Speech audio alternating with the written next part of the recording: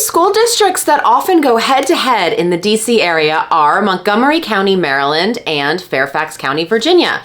So there's decades of history on these school districts where they are home to some of the top schools in not only the area, but also in the country. And then unfortunately, COVID kind of changed that a little bit. We were not unaffected by the issues that a lot of the schools are having sort of post-COVID and reacclimating and getting kids back and all of that fun stuff. So let's dive in and kind of see where everything is now. And we're going to do a deeper dive into Montgomery County, Maryland in this video. We're going to do Fairfax County in a separate video, and then there'll be a comparison of both. So I am Melissa Tersis, DC Real Estate Mama. This loudmouth is Leah. It talks. And this is our channel, and we do everything DC area, not your channel. Absolutely not. Let's start out now with Montgomery County and talk about just the school system. So there's a lot of educational choice with school systems with the schools in Montgomery County. When I was little and I went to school, in the olden days. Correct.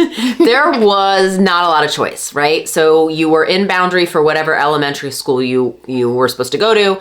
You had your middle school, you had your high school. There really weren't a lot of like other things you could do unless you went to private school. We had no charter schools. We had no alternative schools where you could go. There were a couple like in high school programs, but they certainly weren't a career track or anything like that, and nothing like what we're going to talk about in this video. I think we had an auto body shop, and like some guys used to go down there and pretend they were fixing cars, but that was basically it. What do you mean old? Sorry. Anyway, so, but there was nothing that really paved a pathway toward college or had any specializations. This is not the case in Montgomery County, Maryland. Correct. So Montgomery County's 211 schools offer both local by right options as well as regional and even some county-wide options and programs. So there are language immersion programs for French, Spanish, and Chinese. There are centers for enriched studies, which is basically like you're talented and gifted, or what we used to call talented and gifted. That's for 4th and 5th grade. There's magnet middle schools, and they offer digital design and performing arts specializations, aerospace technology for people that might be interested in that. And at the high school level, the choices actually really blow wide open. In 8th grade, students, if they want to go to their in-boundary school, that's fine, they can go there. But they also have the opportunity to apply to one of the many programs that are available at the county high schools. So some of these programs are criteria-based and very selective. Some of them are just administered by a lottery, and it's sort of like a first-come, first-served situation. Some programs are open to the whole county, and some are just open to like the regional area and maybe a conglomerate of like high schools that are right around the high school that's offering the program. Applications for all of this start in early October, and they typically have the deadline in early November. The first step is to go to the website where you can see the program offering. That is the first step. We're going to link that as well. She will link that.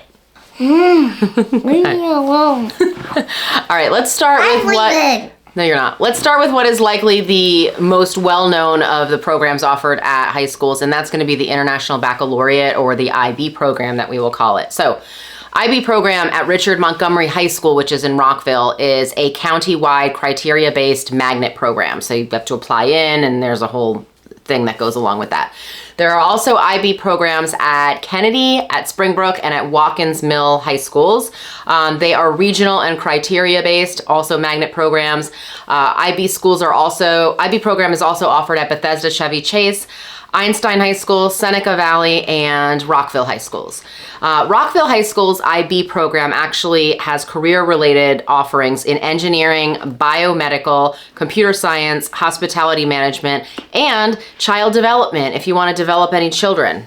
I don't. Not anymore. No, you stay. This is open to students in surrounding high schools. So they have a list of like bunch of high schools around Rockville geographically where it would be open to. If you're further north in the county, not open to you. However, it would be a very long ride to get to Rockville anyway, so that's why they have that. Now, you can take a train. You really can't. Blairsville and Poolsville high schools have science, or they actually have a science, math, and computer science focus. They're a magnet school as well. Clarksburg High School has an IT tech program where students can earn certification and college credit, and this is open to several surrounding high schools around Clarksburg as well. Wheaton High School offers engineering and biomedical programs, which are open to those in the Down County Consortium. We're going to now refer to that as the DCC. I will explain in a moment. As well as Wheaton also offers college and career programs in construction, healthcare, hospitality, IT, and that is open to a group of Southern Montgomery County high schools. The same programs are also available at Seneca Valley for the northern part of Montgomery County. Let's circle back and go to what the DCC is. The Down County Consortium is a group of 5 high schools. They are Blair, Einstein, Kennedy, Northwood, and Wheaton high schools, which they all offer different academic focuses. So students that live within one of these 5 high school boundary areas are, in school pyramids, and part of all the feeder schools that feed up and roll up to those 5 high schools, they participate in a lottery, which is called the high school choice process. And essentially you're always guaranteed a spot at your in-boundary school when you're in one of those 5, but you have an option and you have a preference basically to attend one of the other schools based on a few factors. If you already have a sibling there, if you have an interest in that and you want to go there and your sibling is already there, socioeconomic status, and school capacity. So I'm going to actually link as well to the lottery process I don't know if it'll make it into YouTube because they've got only a certain number of characters, but I'm going to put it into the blog post as well that goes on my website. Now, Kennedy High School has a leadership training institute that is open to those in the DCC, Down County Consortium. Einstein High School has a visual arts program. Blair, as mentioned earlier, is a science, tech, and computer science magnet school. So the DCC was actually created in Silver Spring because of it being very highly dense with sort of fluid boundaries. And so they created, because the boundaries may always consistently be reassessed and realigned, they just created this Down County Consortium so that kids can sort of already get this idea of moving freely between the schools. They don't have to go to their one that's their base school, essentially what they call it. Similarly, there's a Northeast Consortium for Blake, Paint Branch, and Springbrook High Schools. Springbrook, as said earlier, has the IB program as well as engineering and IT academies. So Paint Branch has science and media academies. Blake has the arts and communication, humanities, and public services focus. What she said. What I said. Now, Whitman High School is probably one of the most popular high schools in the county, at least in the South County. They've got a leadership academy for social justice. This is open to the whole county, but transportation is not offered by the school system. Options are very limited if you need to use public transport, and Montgomery County promises that they are working on it. So remains to be seen. Magruder High School has an aviation and aerospace engineering program, and that is open to the entire county as well. There are other high schools which are also very highly rated, and then they've got maybe AP, or they offer dual enrollment where you can get college credit, or a variety of other academic focuses and program areas. They aren't always open to the whole county. It just kind of depends on capacity and seating. So if you wanted a school like Walter Johnson or Winston Churchill, you would actually need to live in boundary for those schools. And they are very popular, and those school districts they're tough to get into. It's tough to find, in Whitman, there was hardly a house for sale in 2023 because that's how highly people value Whitman. Now, north in the county, it is not as population dense, and so the high schools are more spread out. The graduation rate for Montgomery County, Maryland public schools is almost at 92%.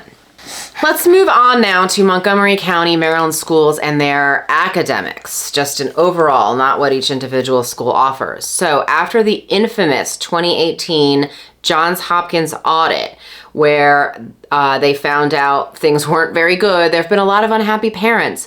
Summing up the Hopkins study and report, they found out that the English and math curricula were unsatisfactory in Montgomery County. They said that fewer than 1/3 of the students understood math for their grade level and less than 1/4 understood English language arts for their grade level. Leah, please stop. I can see you. I can see you in the reflection. Your hand smells like pizza sauce. That's a good thing. I love pizza. It's my favorite food. So teachers said that the curriculum contained too much busy work, too much screen time, not enough practice skills, and did nothing to help those in special education. The teachers tried to supplement Common Core with other material. Parents lost a lot of trust in Montgomery County Public Schools. They ended up rebidding the curriculum, and in 2019, Common Core was replaced. The new math curricula has kind of turned out better than English language arts, but then we went into a little something in 2020, like a pandemic, and then things kind of So things right now feel very a la carte style.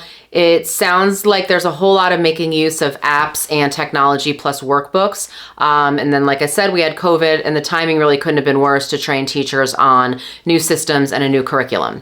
Directly from a teacher on the anonymous and infamous mom boards, they said, kids are subjected to endless testing, which costs money, and we are required to collect and document hundreds of data points. For what purpose, they asked. We are unable to use that information to modify the curriculum. Data should be used to drive further instruction, and as teachers, our hands are tied. I love that teacher. I would love to have that teacher for my child. So I hear that loud and clear. This isn't great news. It's also not unique to Montgomery County. The same is happening in many other school districts, and we're going to kind of see some of the stuff that's like similarly happening in Fairfax County. Now we should talk about the Montgomery County School Administration. We kind of talked about academics, then we talked about sort of the overall sense of the academics and what everybody thinks, and now let's talk about the administration that's behind this, that runs everything. So current superintendent Monica McKnight was an interim superintendent who started in June of 2021, and then she was appointed for a 4-year term starting February 2022. We're in the fall of 2023 now, so she's been on the job a year and a half. She had a lot to address when she first started. Her letter to the school community said as follows. One of my top 3 priorities is rebuilding community trust in Montgomery County Public Schools. I am committed to transparency and responsiveness as we work to address our challenges and celebrate our many strengths, which they do have. So we're only a few months, like I said, into the 2023 school year, and already there's been several personnel changes. The deputy superintendent was no longer employed there as of a few days ago. 3 administrative people at the main office have been placed on leave. And then one of Dr. McKnight's first orders of business was to survey the parent community. So they put out this handy graphic of what the school system is doing right, what they need to do better, and then the number one thing that they say, which is on the right side, they surveyed parents and said, if there's one thing we could do right now to completely make everything super improved, what would it be? And that was really very telling because of what the parent answers were. School safety, communication, transparency, increase teacher autonomy, improve special education services, hire more teachers, reduce class sizes. These are currently the big hot button issues that are facing Montgomery County Public Schools. Again, this isn't a surprise. Like, this is kind of happening everywhere. Now let's do Montgomery County Schools and just a snapshot in time and kind of look at what's happening today. Literally today. In the last couple months alone, the following issues have come to light. A 12-year-old, Leah, that's just 3 years older than you, a 12-year-old. And 1 year older than Marcina. Yep, was caught for calling in bomb threats to several of the Montgomery County schools. Yes, I know, it's mind-blowing. Where are these little kids' parents? I have no idea. We just used to make prank calls before they had caller ID. 17-year-old student was arrested in the last week of October for bringing a loaded handgun to Walter Johnson High School. Sexual harassment lawsuit against Montgomery County Public Schools. There were 18 complaints filed for sexual harassment against a middle school principal over a 12-year period of time. When investigation launched and then the investigator went to interview people, somehow that boob revealed the name of one of the victims. And then that once they started telling other witnesses who one of the victims was, and everything got out, nobody wanted to really be involved with that person anymore, and how can you blame them? There's also ongoing behavioral and violence issues that Montgomery County Schools wants to address with something that they call restorative justice. We've seen that in DC. We are going to talk about that in Fairfax County. I am going to be brutally honest to tell you, I am not a fan of restorative justice. Instead of removing the violent child or the behavioral problem from class, what they do is keep them there. They try to work through a system where they have them, if they were bullying somebody, they talk to the kid, they put them all together, they have to agree to do it, but they say, how did this make you feel when little Bobby told you that you had a big fat behind? And then you have to say, it made me feel sad, it made me feel angry, it made me feel whatever. And then he's supposed to learn from that. Don't we all know that bullies really don't back down unless you sort of get at them with their own medicine? That's what I think. I think trying to, make somebody say why they were embarrassed or upset at something someone did and then hope that the kid is going to somehow have like a, streak of conscience and go, oh, yeah, I should have done that. That doesn't work. Whatever. This is what they're doing. Montgomery County Public Schools are also averse to special placements for any of these students because that costs more money. And until a ton of data is collected that they force on all of these school personnel. Meanwhile, people are potentially in danger. They're getting hurt. Teachers are getting hurt by some of these kids. This isn't a great look right now. And this is definitely something new that's confronting a lot of schools. So, Montgomery County Public Schools. They have some of the best high schools in the region. According to niche.com, Poolesville is actually ranked number 2 in the area, Whitman's number 3, Churchill's number 4. They round out the top 10 with Wooten at number 6, Walter Johnson at number 7, and Richard Montgomery at number 8. And then Bethesda Chevy Chase BCC is number 9. The fact that there's almost no Fairfax County presence in the top 10 kind of confirms for me that niche.com, there's something else going on there. And a lot of people do rely on that for information, but the information, at least from where I'm sitting, kind of looks like it might be a little skewed or not totally accurate. On U.S. News' rankings, Poolesville, Whitman, Wooten, Churchill, Walter Johnson, BCC, Richard Montgomery, Northwest, Blair, and Blake are the top 10 for Montgomery County. There's always going to be problems at schools, right? And so especially in light of a pandemic and shifting approaches to education and behavior issues, but Montgomery County schools really have stood the test of time. They definitely have some blips in front of them right now of things that they're having to deal with, but these are solid schools. There's got a lot of highly educated people in this area who move there and choose those schools for their children, and they can, a lot of these families can afford what a private school costs in this area, which is close to $50,000 a year. But they are absolutely loving the public school and everything that the Montgomery County offers their kids.